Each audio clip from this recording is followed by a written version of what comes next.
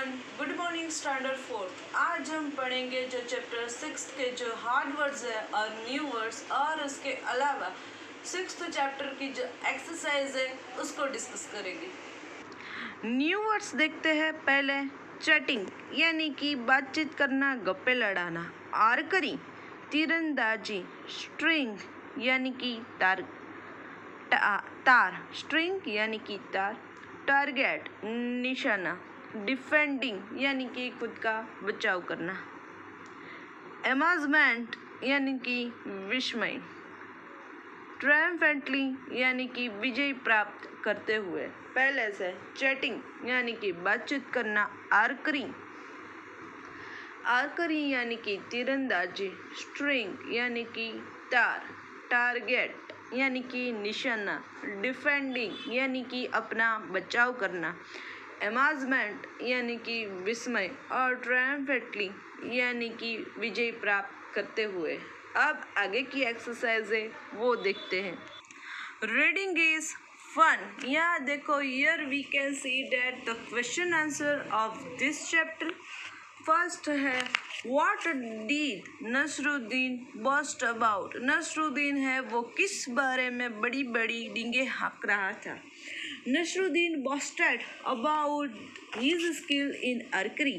He used to say that none of the arrows shot by him missed the target. वो हमें पता है। Second, why did Nasruddin take a someone else's name each time he missed the target? Nasruddin है वो अपने friends के नाम क्यों ले रहा था? So the Nasruddin took someone else's name each time he missed the target because he didn't want to expect defeat in front of his friend. To save himself from the shame, he took someone else's name each time he missed the target. यानी कि हमें पता है कि वो हर बार दूसरे friends के नाम बता रहा था ताकि उसका बचाव कर रहा था। Why did Nasruddin says it was my aim the third time? Nasruddin said it was my aim the third time because this time the arrows had hit the target accurately. यानी कि तीसरी बार उसने ये कहा कि मेरा जो एरो है, मेरा जो निशान है वो सही पर लगा है, इसलिए। Fourth, do you think Nasruddin was good at archery? क्या आप सोचते हो कि नसरुद्दीन है वो तीरंदाजी में अच्छा है? तो हम कहेंगे no, Nasruddin was not good at archery. Instant he was a good at be a fooling others. वो दूसरों को मूर्ख बनाने में ज़्यादा ही माहिर है। फिर है देखो, रीड एंड एंजॉय। यहाँ शायद ये पिक्चर स्टोरी है। क्या है पिक्चर स्टोरी में? जिसका नाम है नसरुद्दीन होडजा। क्या है? One day the king forced Nasruddin Hodja to gone on hunt with in. यानी कि एक राजा था, उसने नसरुद्दीन होडजा नाम को कोई आदमी था, उसको फोर्सली कहा कि तुम मेरे साथ शिकार पे चलो। फिर क्या हुआ देखो। When the hunting party returned in the evening, how did the hunt go? It was wonderful. फिर ये किंग है इस नसरुद्दीन होडजा को पूछते हैं कि तुम्हें कैसी लगी शिकार? तो वो कहता है It was wonderful. अद्भुत था। Did you kill any animals? फिर कहता है, राजा है वो इस नसरुद्दीन होडजा को पूछता है कि क्या तुमने कोई प्राणी को मारा है? तो ये फिर कहता है नहीं।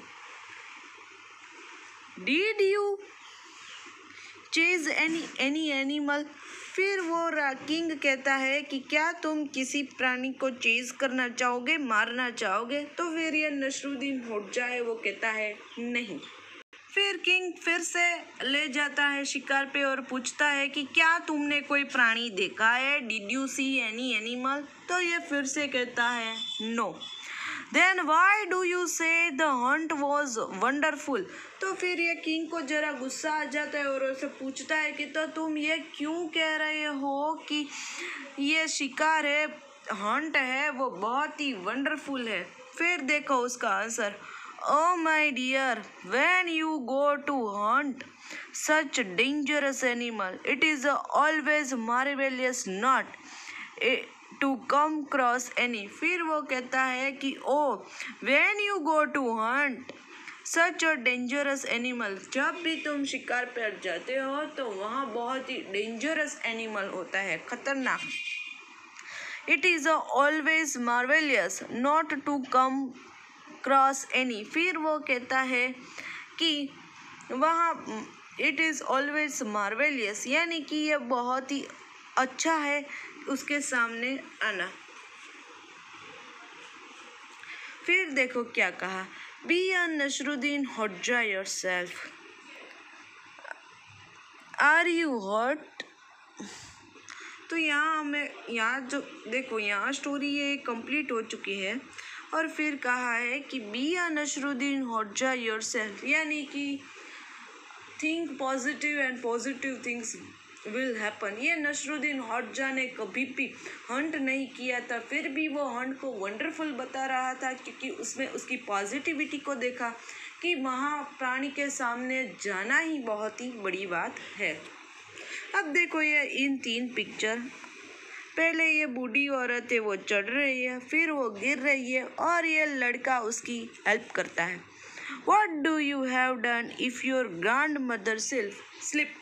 फिर आपको भी सोचना है कि यदि आपकी दादी माँ इस तरह गिर जाए तो आप क्या करोगे. यदि आपकी दादी जी गिर जाए तो ऑलवेज आप उसकी हेल्प करोगे, उसकी मेडिसिन लाओगे. अब देखते हैं आगे.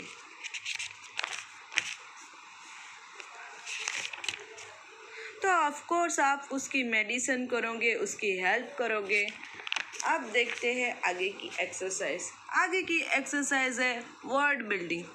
First, shoot the arrow and hit the target by matching the words with their correct meaning. यानी कि इस एरो पर जो वर्ड्स है उसको हमें सही इस सर्कल पर मैच करना है. फर्स्ट है चैटिंग. चैटिंग का मीनिंग होगा इनफॉर्मल, टॉकिंग इनफॉर्मली. फिर है अमेजमेंट यानी कि ग्रेटली इन्फॉर्म्ड. फिर है आर्करी यानी कि तीरंदाजी, तो shooting with bow and arrow, ये फर्स्ट. फिर है डिफेंडिंग, तो डिफेंडिंग में आएगा क्या कहेंगे हम, डिफेंडिंग यानी कि खुद का बचाव करना. टू प्रोटेक्ट फ्रॉम अटैक, ये प्रोटेक्ट फ्रॉम अटैक. फिर है टारगेट, द गोल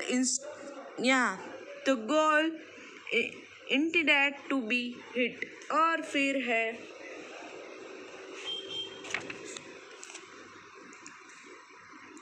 triumphantly यानी कि हैप्पी एंड प्राउड, यानी कि जो जीत गया है वो. तो यहाँ हमें मीनिंग है वो मैच करने थे. अब देखते हैं next exercise. Replace the bold word with word from the square and rewrite the sentence. यहाँ देखो ये जो क्वायर है उसमें हमें वर्ड्स को, ये जो बोल्ड वर्ड्स है ऑब्जेक्ट शी एम्ड श्योरली, उसको हमें सेंटेंस को रीराइट करना है. तो फर्स्ट क्या है, in no time she hit the object she aim at. तो यहाँ आएगा in no time she hit the target. फिर है Nasruddin was surely not a good archer. तो यहाँ हम कहेंगे Nasruddin was certainly not a good archer. Similar meaning है श्योरली और certainly. The teacher said something about his good handwriting, he felt very happy.